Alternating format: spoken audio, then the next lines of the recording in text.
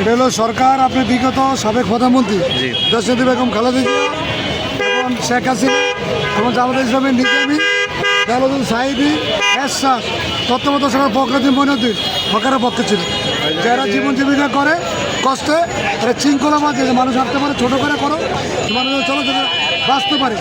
এদের উপরে ছোটো ছোটো শিল্প উৎপাদন হয়, বিভিন্ন গার্মেন্টস বলেন, কর্মচারী বলেন, রিক্সা বলেন, ভ্যান বলেন, ক্ষুদ্র হকার বলেন, এদের উপরই জীবিকার উপরই বিভিন্ন শিল্প প্রতিষ্ঠান হয়, বিভিন্ন শিল্প চলে, গার্মেন্টস চলে, বিভিন্ন ফ্যাক্টরি চলে, লক্ষ লক্ষ মানুষ জড়িত।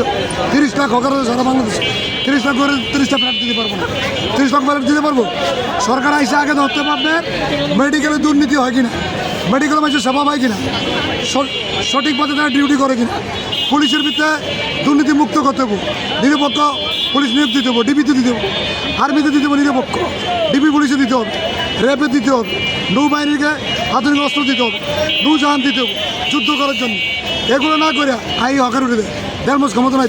এই লন্ডনে হিসাব করলে দেবো, লন্ডন রাস্তা বড়, বাংলা রাস্তা ছোটো।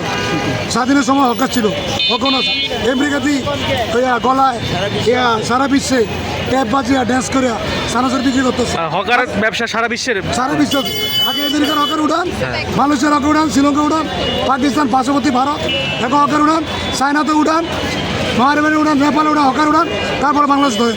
এর আগে যদি আপনার পায়তারা করেন সরকার থাকতে পারবো না, নিঃসন্দেহে পদত্যাগ করতে হইব হকারের আন্দোলনে। আর কোনটাদেরকে ধরবো, অটো রিক্সা ব্যাটারি, সকল লোক এক কমত হইয়া সরকারের বিরুদ্ধে অবস্থান নেব, এমন মাস জারি করবো, সরকার পালনের সুযোগ পাবো ইনশাল্লাহ।